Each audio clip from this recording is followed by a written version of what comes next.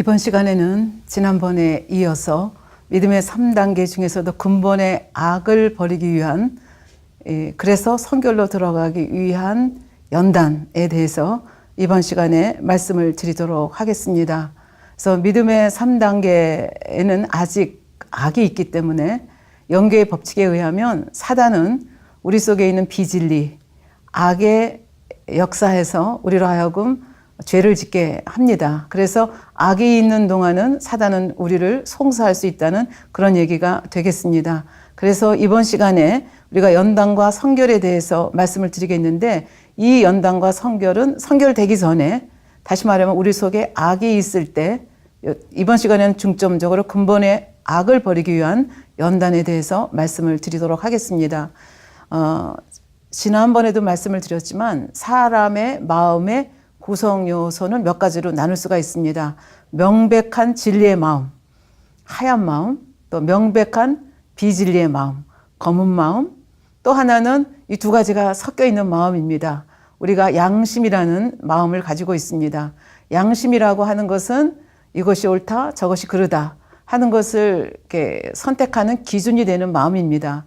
근데 이 양심이라고 하는 것은 결국 우리 속에 있는 본성의 마음을 기초로 해서 세워집니다. 그럼 본성 속에 있는 마음이라고 하는 것은 어떻게 형성이 됩니까?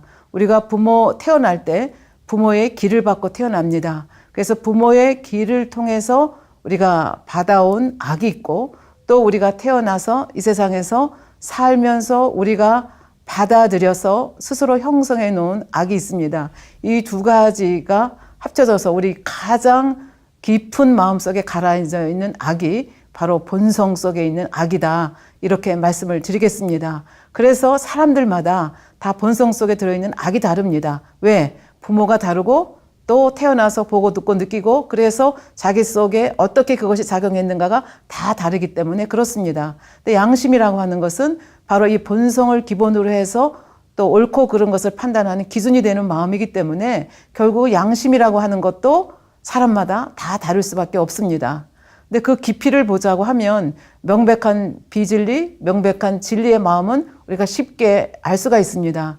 그러나 그보다 더 이제 판단하기 어려운 것은 우리가 스스로 이것은 옳다, 이것은 그르다라고 정해놓은 그 양심이라고 하는 것은 우리가 스스로 만들어 놓은 판단 기준이기 때문에 이 양심 속에 있는 악을 발견한다고 하는 것은 그만큼 어렵습니다. 근데 그보다 더 어려운 것은 우리 본성 깊은 곳에 가라앉아 있는 악입니다. 그걸 우리가 본성 속의 악이다, 이렇게 말씀을 드립니다. 그래서 믿음의 1단계, 2단계에서는 마음의 악을 버려가기보다는, 물론 마음의 악도 버려갈 수 있지만 결국은 그 마음의 악의 열매로 나오는 육체의 일들을 우리가 어떻게 벗어가느냐.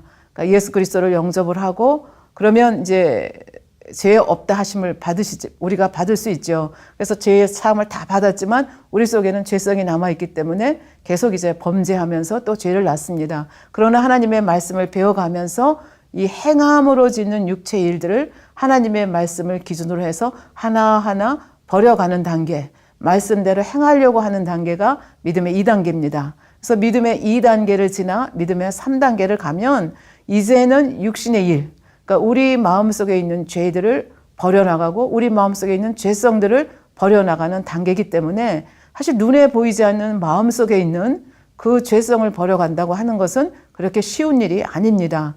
그래서 1단계, 2단계는 비교적 빠른 시일 내에 통과할 수 있지만 믿음의 3단계는 그만큼 시간이 걸린다 하는 것을 지난 시간에 말씀을 드렸습니다.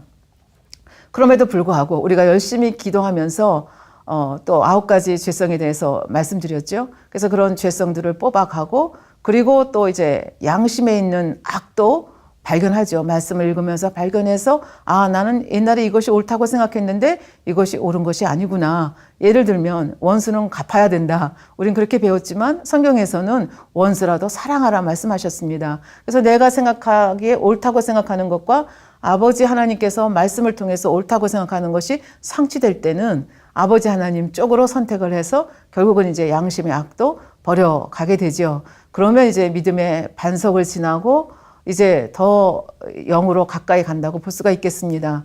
그러나 가장 버리기 힘든 악이 우리 본성 속에 있는 악입니다. 그래서 이 본성 속에 있는 악은 너무나 우리 깊숙하게 들어있기 때문에, 그리고 지금까지 명백하게 보이는 비진리의 마음도 다 버렸고 양심의 악도 버렸고 내가 생각할 수 있는 모든 건 다 버린 단계이기 때문에 발견만 하면 버릴 수 있는 그런 마음을 가지고 있습니다. 왜? 믿음의 반석이 그런 마음이기 때문에 그렇습니다. 지난번에도 말씀드렸지만 믿음의 반석이 들어왔느냐 안 들어왔느냐를 체크할 수 있는 9가지 죄성에 대해서 말씀을 드렸고, 또 하나는 범사에 감사하라, 항상 기도하라, 항상 기뻐하라. 이 말씀이 내 마음속에 얼마만큼 이루어졌는가. 그래서 이 말씀이 어느 정도 내 마음에 이루어졌으면 내가 믿음의 반석에 들어왔다. 이렇게 말씀드릴 수 있다 했습니다. 그래서 이 근본의 악이라고 하는 것은 벌써 믿음의 반석을 지나고 70%, 80% 이렇게 오게 되면 알기만 하면, 깨닫기만 하면 버릴 수 있는 사람들입니다. 그러니까 범사에 감사하기 때문에 이게 하나님이 나를 성결케 하기 위한 하나님의 손길이라는 것을 깨닫기만 하면 왜 안 버리겠습니까? 그래서 능히 알기만 하면 버릴 수가 있는데, 문제는 내 본성 속에, 내 근본 속에 어떤 악이 들어있는지를 모르기 때문에 못 버리는 것입니다. 그래서 이 악을 버릴 수 있는 가장 쉬운 방법 중에 하나가, 가장 보편적인 방법 중에 하나가 연단을 통해서 악을 드러내는 것입니다. 그래서 연단을 통해서 악이 드러나면 하나님을 너무 사랑하기 때문에, 그리고 이제 영으로 들어가면, 성결로 들어가면 하나님의 참 자녀가 되고 새 예루살렘 이룰 수 있다는 걸 알기 때문에 왜 안 버리겠습니까? 그런데 이제 발견하지 못하기 때문에 못 버린다는 것이 문제가 되기 때문에 하나님께서는 이제 이런 분들에게 이 근본의 악을 발견하기 위해서 연단을 가하시는 경우가 있습니다. 그래서 이번 시간에는 하나님께서 이 근본의 악을 발견하기 위해서 어떤 연단을 주시고 그 연단을 통해서 어떻게 근본의 악이 드러나고 어떻게 그 악을 버리고 성결될 수 있느냐 하는 것을 두 사람의 예를 들어서 설명을 하도록 하겠습니다. 그래서 이번 시간에는 욥이라는 인물과 그 욥이 받았던 연단, 여기서 연단은 아까도 말씀드렸지만 성결되기 전에 연단입니다. 그러니까 마지막에 근본의 악을 빼내기 위한 그 연단을 하나님께서 어떤 절차를 거쳐서 어떻게 했고, 욥은 어떻게 근본의 악을 발견했고, 근본의 악을 발견했을 때 어떻게 행동했고 어떤 결과가 왔느냐 하는 것을 이번 시간에 집중해서 설명을 하도록 하겠습니다. 이 욥이라고 하는 사람이 어떤 사람이냐에 대해서는 욥기 1장 1절을 보면 알 수가 있습니다. 우스 땅에 욥이라 이름하는 사람이 있었는데 그 사람은 순전하고 정직하여 하나님을 경외하며 악에서 떠난 자더라. 순전하고 정직하고 하나님을 경외하고 악에서 떠난 자. 그러니까 보통 인간의 눈으로 볼 때는 악이라 할 만한 것이 없고 너무나 온전한 그런 모습이라고 볼 수가 있겠습니다. 그래서 이렇게 순전하고 정직하고 하나님을 경외하고 악에서 떠난 사람이기 때문에 당연히 축복을 많이 받았죠. 그래서 어떤 축복을 받았느냐 하는 것이 2절에 있습니다. 자녀의 축복을 받았습니다. 거기 보면 2절에 보면 그 소생은 남자가 7이요 여자가 3이며 굉장히 다복한 자식의 복을 받았지요. 3절에 보면 그 소유물은 양이 7천이요 약대가 3천이요 소가 500결이요. 결이는 한 결이는 2마리거든요. 그러니까 1000마리입니다. 암나귀가 500이며 종도 많이 있었으니 이 사람은 동방 사람 중에 가장 큰 자라. 양이 7,000마리 모여있는 거 한번 생각해 보십시오. 사람이 7,000명 모여있는 것도 엄청나거든요. 근데 양은 그렇게 딱딱 의자에 앉아있을 수 없으니까 얼마나 더 큰 무리를 이루겠는가. 그리고 이 7,000명의 양을 돌보기 위해서는 얼마나 많은 종들이 필요하겠는가 짐작을 할 수가 있습니다. 약대는 굉장히 등치도 크잖아요. 약대가 3,000마리입니다. 그 3,000마리를 돌보기 위해서 또 얼마나 많은 종들이 있었겠습니까? 소가 1,000마리입니다. 이 소 1,000마리 치는 거 보통 일이 아니죠. 그러니까 여기도 또 종이 많이 필요하겠죠. 암나귀가 500입니다. 그래서 옛날에는 이제 무슨 이게 짐승이 얼마나 많으냐 이게 재산의 기준이 돼 있기 때문에 이렇게 축복을 받은 이 욥은 동방 사람 중에 가장 큰 자라. 그러니까 요즘으로 말하면 제일가는 재벌 정도의 그런 재력을 가지고 있는 이런 사람이라고 볼 수가 있겠습니다. 그러니까 인간의 눈으로 보면 절대로 흠이 없는 사람입니다. 거기다가 얼마만큼 흠이 없도록 노력했는지를 그 다음 절을 보면 알 수가 있습니다. 4절, 5절에 보면 그 아들들이 자기 생일이면 각각 자기 집에서 잔치를 베풀고 그 누이 셋도 청하여 함께 먹고 마심으로.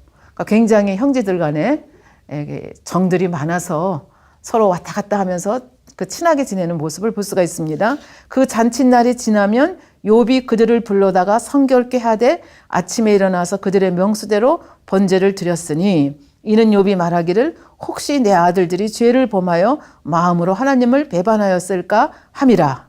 욥의 행사가 항상 이러하였더라. 혹시 잔치를 하면서 자식들이 죄 범하지 않았을까? 그게 걱정이 돼서 자식들을 위해서 한 사람 한 사람 번제를 드려줬다는 얘기입니다. 그러니까 너무 온전한 행함을 하는 욥의 모습을 볼 수가 있습니다. 그럼에도 불구하고 이제 욥이 연단을 받았다고 말씀을 드렸는데 이 선결되기 전에 연단은 악이 있어야 되거든요. 죄가 있고 악이 있어야 사단이 송사가 있고 그 사단의 송사가 하나님 보시기에 공의에 맞아야지만 하나님이 허락하셔서 연단을 받는 거거든요. 근데 지금 1절, 2절 말씀을 보면 전혀 허물이 없는 사람처럼 보입니다. 순전하고 정직하고 하나님을 경외하고 악에서 떠난 자라. 그런데 어떻게 사단이 송사를 할 수가 있는가? 결국 연계의 법칙에 의하면은 겉으로 볼 때, 행위적으로 볼 때는 이렇게 온전한 욥이라 할지라도 그 마음속에 비진리, 악이 있었기 때문에 사단이 송사할 수 있었다는 얘기입니다. 그러면 그 마음속에 어떤 마음이 있었길래 사단이 송사할 수 있었는가? 그건 앞으로 이제 계속해서 우리들이 살펴보겠지만 가장 근본이 되는 것이 욥기 3장 25절, 26절 말씀입니다. 25절에 보면 욥기 3장 25절, 26절에 보면 나의 두려워하는 그것이 내게 임하고 그러니까 욥이 뭔가 두려워했다는 얘기죠. 나의 무서워하는 그것이 내 몸에 미쳤구나. 그래서 여기 나의 두려워하는 그것이 무엇이고 나의 무서워하는 그것이 무엇인가. 욥은 아까도 말씀드렸지만 온갖 축복을 다 받았습니다. 자식의 축복, 재물의 축복 다 받았습니다. 하나님을 사랑하는 자입니다. 그럼에도 불구하고 그 마음속에는 언제 하나님이 나를 쳐서 이 모든 것을 물어 돌리실까? 이런 하나님에 대한 오해가 있었다는 거죠. 그러니까 두려움, 하나님에 대한 두려움, 하나님에 대한 무서움이 있었다는 거죠. 그래서 이 고백은 언제 나온 거냐 하면 욥이 사단의 1차, 2차 시험을 1차 시험에 합격하고 2차 송사에 이제 합격하지 못하면서 악을 바라면서 나온 말이거든요. 그래서 이 말을 통해서 무엇을 알 수가 있는가 하면은 이 욥이라고 하는 사람이 겉으로 볼 때는 순전하고 정직하고 하나님을 경외하고 악에서 떠난 자지만 그 마음속에 무엇인가 하나님을 오해하는 것, 그래서 하나님을 두려워하고 하나님을 무서워하는 그런 마음이 있었다고 하는 것을 볼 수가 있습니다. 그러니까 하나님, 누구를 두려워한다고 하는 것은 결국 온전히 신뢰하지 못하는 것이요, 온전히 사랑하지 못하는 것이라 할 수가 있습니다. 요한일서 4장 18절에 보면 사랑 안에 두려움이 없다 했습니다. 온전한 사랑이 두려움을 내어쫓나니 두려움에는 형벌이 있음이라. 두려워하는 자는 사랑 안에서 온전히 이루지 못하였느니라. 그러니까 이렇게 욥이 두려워하고 무서워한 마음이 있다는 것은 하나님을 온전히 사랑하지 못했다 하는 것을 저희가 알 수가 있습니다. 우리가 잘 아는 말씀이죠. 요한복음 8장 32절에 보면 진리를 알지니 진리가 너희를 자유케 하리라. 지금 욥은 하나님에 대해서 잘 모르기 때문에 막연한 두려움, 막연한 공포를 가지고 있는 것입니다. 지금 욥은 하나님이 언제 어느 순간에 재앙을 내려서 자기의 건강을 뺏어가고 자기의 지식, 재산을 다 뺏어갈지 모른다고 지금 두려워하고 오해하고 있습니다. 그러나 성경 말씀에 보면 재앙은 언제 오고 질병은 언제 오는지를 분명하게 말씀해 주시는데 이 하나님의 말씀에 대한 무지도 있었고 또 하나님을 아무렇게나 독재자처럼 생각하시고 재앙을 주시고 싶으면 재앙을 주시고 축복을 주시고 싶으면 축복을 마음대로 하나님 기분 내키는 대로 주신다. 이런 오해를 하고 있었다는 것을 알 수가 있겠습니다. 그래서 욥의 신앙 상태는 우리 믿음의 단계를 보면 3단계 마렵이라고 볼 수가 있습니다. 그래서 하나님께서 보시기에 욥이 이렇게 순전하고 악이 없고 하나님을 경외하고 행위로 볼 때 온전한데 하나님이 보실 때 그 속에 비질이가 있거든요. 그것만 빼내면 영으로 들어가고 온영으로도 넉넉히 들어갈 수 있는 사람인데 그거를 발견을 못해서 지금 저렇게 그 하나님을 오해하고 있다는 것을 알죠. 근데 이걸 누구도 아는가 하면은 사단도 알거든요. 사단은 이 비진리를 가지고 있는 사람의 마음을 읽습니다. 그래서 욥의 마음 속에 어떤 비진리가 있는지를 알기 때문에 하나님 앞에 나와서 사단이 송사를 하게 됩니다. 그러니까 만약에 욥이 온전히 선결을 이루었다고 하면, 비진리가 없다고 하면 사단이 송사를 할 수도 없고, 또 송사를 한다 할지라도 사단의 손에 내어주지를 않습니다. 근데 이제 결과적으로 사단의 손에 내어주거든요. 이걸 보면 욥 속에 비진리가 있다는 것을 알 수가 있습니다. 그러면 어떤 비진리가 있었는지를 이제 차츰차츰 저희들이 하나하나 살펴보도록 하겠습니다. 그래서 욥이 1차 송사를 하는데, 그 송사하는 내용이 욥기 1장 9절부터 11절입니다. 욥을 송사하는 사단의 포인트는 뭐냐 하면, 지금 굉장히 부자라 그랬잖아요. 동방에 제일 가는 부자인데 욥이 왜 하나님을 그렇게 사랑하고 경외하는지 아십니까? 하나님이 10절에 보면 그와 그 집과 모든 소유물을 산울로 두르심이 아닙니까? 보호하시고 저렇게 부자가 되고 번성하게 하니까, 그러니까 하나님을 섬기는 것이지 까닭 없이 욥이 하나님을 섬기겠습니까?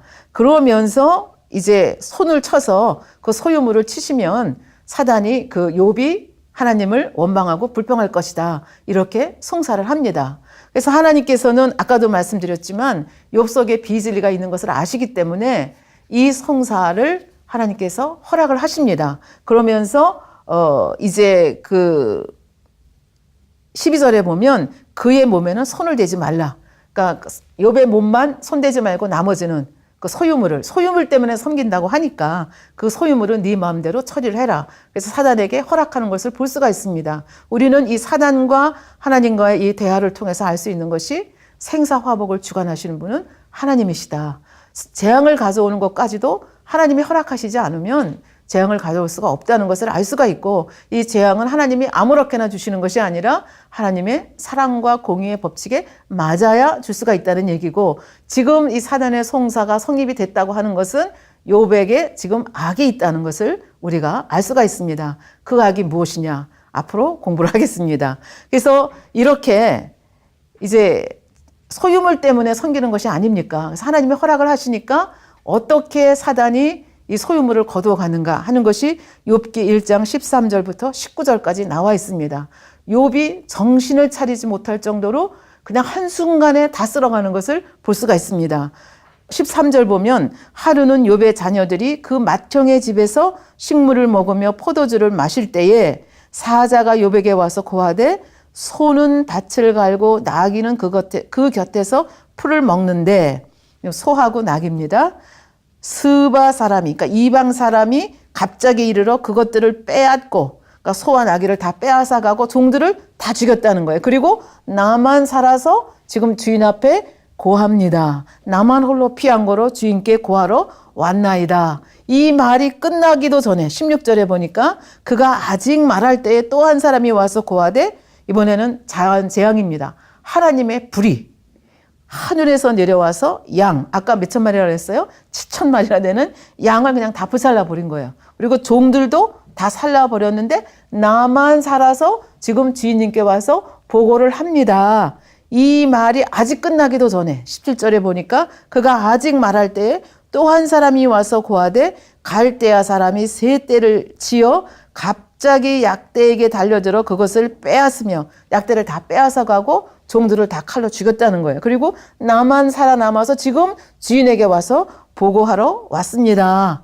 그 말이 끝나기도 전에 18절에 보니까 그가 아직 말할 때 또 한 사람이 와서 고하되 주인의 자녀들이 그 맏형의 집에서 식물을 먹으며 포도주를 마시더니 거친 들에서, 이번에는 자연재해죠, 대풍이, 커다란 폭풍이 불어가지고 집 네 모퉁이를 치매 그 소년들 위에 무너짐으로 그들이 죽었나이다. 자식들이 다 죽었다는 거예요. 그리고 종들도 많이 다 있었겠죠. 다 죽고 나만 살아서 피한 거로 주인께 고하러 왔나이다. 그러니까 자식까지 재산 하나도 안 남고 지금 종 네 사람만 와서 보고를 하고 있는 이런 격이 된 겁니다. 그럼에도 불구하고 욥이 얼마나 하나님을 경외하고 신실한 자였든지 욥기 1장 20절 22절에 보면 하나님께 절대로 원망하지 않고 신실하게 반응하는 것을 볼 수가 있습니다. 20절에 이렇게 나와 있습니다. 욥이 일어나 겉옷을 찢고 머리털을 밀고 땅에 엎드려 경배하며, 이 겉옷을 찢고 머리털을 밀고 땅에 엎드린다는 것은 회개의 표시입니다. 경배하며 가로되 내가 모태에서 적신이 나왔은즉 또한 적신이 그리로 돌아올지라. 주신 자도 여호와시요 취하신 자도 여호와시니 여호와의 이름이 찬송을 받을지어다 지이다 하고, 이 모든 일에 욥이 범죄치 아니하고 하나님을 향하여 어리석게 원망하지 아니하니라. 사단의 송사가 거짓말이라는 것이 밝혀졌습니다. 하나님이 축복을 주셨기 때문에 욥이 하나님을 경외한다, 그것이 아니라는 것이 밝혀졌습니다. 그러면 이 정도 되면 사단이 물러가야 되는데 사단이 물러가지 않습니다. 사단도 알고 있었습니다. 욥이 소유물을 뺏긴다 해서 하나님을 배반하지 아니할 것을 이미 알고 있었습니다. 그럼에도 불구하고 욥 속에 비질가 있는 것, 그보다 더한 비질가 있는 것을 알았기 때문에 2차 송사를 합니다. 만약에 그 비질리가 없었다면 2차 송사가 성립이 안 되는 거죠. 그러나 아직도 비질리가 있었기 때문에, 악이 있었기 때문에 하나님께서 그것을 허락하실 수밖에 없다는 그런 얘기가 되겠습니다. 4절 5절에 보면 송사의 내용이 사단이 여호와께 대답하여 가로되 가죽으로 가죽을 바꾸오니 사람이 그 모든 소유물로 자기 생명을 바꾸올지라. 이제 주의 손을 펴서 그의 뼈와 살을 치소서. 그리하면 정령 대면하여 주를 욕하리이다. 무슨 얘기냐면 생명의 위협을 가하면 결국 하나님을 욕하겠지 않겠습니까? 그 생명 위협 주는 걸 저한테 허락해 주십시오. 이렇게 얘기를 하는 겁니다. 하나님께서 욥의 송사가, 욥 사단의 송사가 성립이 되는 것은 욥 속에 악이 있는 것을 알았기 때문에 하나님께서도 그 송사를 허락하십니다. 그래서 무엇을 허락하시는가 하면 6절 7절입니다. 여호와께서 사단에게 이르시되 내가 그를 내 손에 붙이노라. 오직 그의 생명은 해하지 말라. 그러니까 생명만 건드리지 말고 나머지는 마음대로 알아서 하라. 이렇게 얘기를 했어요. 그랬더니 사단이 순식간에 악창을 일으킵니다. 처음에는 조그맣게 시작했다가 길기 시작하니까 정수리서부터 7절에 보니까 사단이 이에 여호와 앞에서 물러가서 욥을 쳐서 그 발바닥에서부터 정수리까지, 그러니까 온 몸에 악창이 나게 한 것입니다. 그 악창이 얼마나 심했는지 욥이 견디지 못해가지고 기아 조각을 이렇게 빻아가지고 그 기아 조각 끝으로 자기 몸을 득득 긁고 있는 모습을 볼 수가 있습니다. 8절에 보니까 욥이 제 가운데 앉아서 기아 조각을 가져다가 몸을 긁고 있는데 이 모습을 보고 욥의 아내가 나섭니다. 그러면서 위로하고 감싸주는 것이 아니라 욥을 완전히 돌게 만듭니다. 이 욥의 아내가 뭐라고 얘기하는가 하면 9절에 보면 그 아내가 그에게 이르되 당신이 그래도 자기의 순전을 지키느뇨 하나님을 욕하고 죽으라. 하나님을 욕하고 죽으라는 건 지옥 가라는 얘기죠. 그렇잖아. 하나님 욕하면 갈 데가 어디밖에 없습니까? 지옥밖에 없지 않습니까? 그러니까 심한 저주를 퍼부는 모습을 볼 수가 있습니다. 그래서 우리는 여기서 왜 욥이 자녀들이 잔치가 끝날 때마다 자식들을 위해서 번제를 드릴 수밖에 없었는가를 유추해 볼 수가 있습니다. 욥은 경건한 사람이었지만 욥의 아내는 하나님을 경외하지 않은 여인이었습니다. 그래서 혹시 그 어머니, 자기 아내의 영향을 받아서 자식들이 죄를 짓지는 않을까, 이런 염려가 있었기 때문에 욥은 자식들이 잔치를 끝내고 나면 이렇게 번제를 드려서 성결케 하는 제사를 드릴 수밖에 없었다는 것을 알 수가 있습니다. 그러니까 욥의 아내는 욥과는 전혀 다른 성정을 가진 여인이었다 볼 수가 있습니다. 그래서 이렇게 하나님을 저주하고 죽으라고 자기를 저주하는 아내에게 욥이 어떻게 대답하는가 하면 10절에 보면 그가 이르되 그대의 말이 어리석은 여자 중 하나의 말 같다. 어떻게 그렇게 어리석은 말을 하느냐 이 여인아, 그렇게 얘기하면서 아내의 말에 동의하지 않습니다. 여기까지는 좋은데 이제 그 다음에 나오는 말이 하나님을 오해하고 있다는 것을 우리가 짐작을 할 수가 있습니다. 무엇을 오해하고 있는가 하면 우리가 하나님께 복을 받았은즉 재앙도 받지 않겠느뇨 하고 이 모든 일에 욥이 입술로 범죄치 아니하니라. 입술로 범죄치 아니하고 아내가 저주한 것에 대해서 이렇게 선하게 대답한 것은 대단히 훌륭한 모습입니다. 그런데 중요한 것은 우리가 하나님께 복을 받았은즉 재앙도 받지 아니하겠느뇨. 이것이 욥이 생각하고 있는 하나님의 모습입니다. 하나님이 원하실 때 아무 때나 복을 주셨고 또 언제 어느 순간에 이 복 준 걸 다 빼앗아 갈지 알지 못한다는 거죠. 그러니까 주시는 자, 빼앗아 가는 자가 다 아버지 하나님이시다. 근데 까닭 없이 그렇게 한다고 하는 것이 문제인 거죠. 그래서 하나님 아버지에 대해서 오해하고 있다는 거. 아까 3장 25절 말씀에서도 오해하고 있다고 말씀을 드렸죠. 그래서 이 질병, 지금 악창을 가지고 지금 온몸 정수리서부터 발바닥까지 악창으로 고생을 하고 있는데 하나님이 독재자 같기 때문에 자기가 악창을 당한다는 거예요. 그런데 진리를 알지니 진리가 너희를 자유케 할지라 말씀하셨습니다. 진리의 말씀은 무엇입니까? 출애굽기 15장 26절을 보면 너희가 나의 하나님 나 여호와의 말을 청종하고 나의 보기에 의를 행하며 내 계명에 귀를 기울이며 내 모든 규례를 지키면 내가 애굽 사람에게 내린 모든 질병의 하나도 너희에게 내리지 아니하리니 나는 너희를 치료하는 여호와임이라.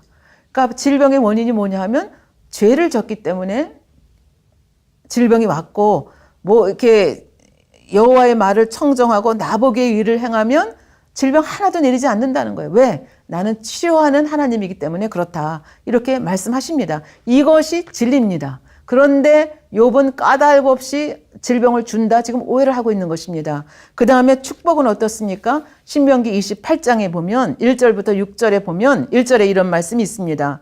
내가 내 하나님 여호와의 말씀을 삼가 듣고 내가 오늘날 네게 명하는 그 모든 명령을 지켜 행하면 이게 조건입니다. 이렇게 하면 내 하나님께서 너를 세계 모든 민족 위에 뛰어나게 하실 것이고 내가 내 하나님 여호와의 말씀을 순종하면 이 모든 복이 내게 임하여 미친다. 근데 어떤 복이냐? 3절에 보니까 성읍에서도 복을 받고 들에서도 복을 받을 것이며 내 몸의 소생과 내 토지의 소산과 내 짐승의 새끼와 우양의 새끼가 복을 받을 것이며 내 광주리와 떡반죽 그릇이 복을 받을 것이며 내가 들어와도 복을 받고 나가도 복을 받을 것이라.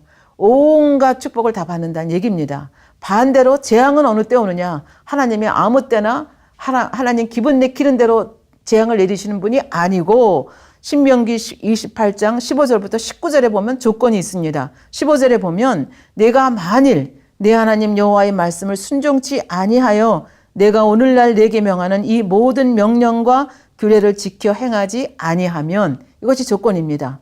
이 모든 저주가 내게 임하고 내게 미칠 것이니 내가 성읍에서도 저주를 받으며 들에서도 저주를 받을 것이요 또 네 광주리와 떡반죽 그릇이 저주를 받을 것이요 내 몸의 소생과 내 토지의 소산과 내 우양의 새끼가 저주를 받을 것이며 내가 들어와도 저주를 받고 나가도 저주를 받으리라.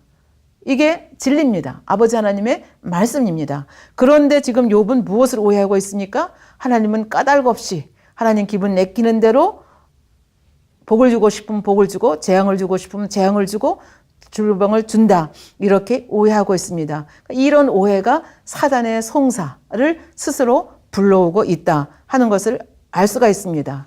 그러니까 이렇게 생각하기 때문에 회개가 안 되잖아. 자기를 발견할 수가 없는 것입니다. 그러니까 이제 끊임없이 다음에서 보는 것 같이 변론이 일어날 수밖에 없는 거죠. 그래서 하나님께서는 이거를 깨우쳐 주시기 위해서 이 연단을 허락하신 것입니다.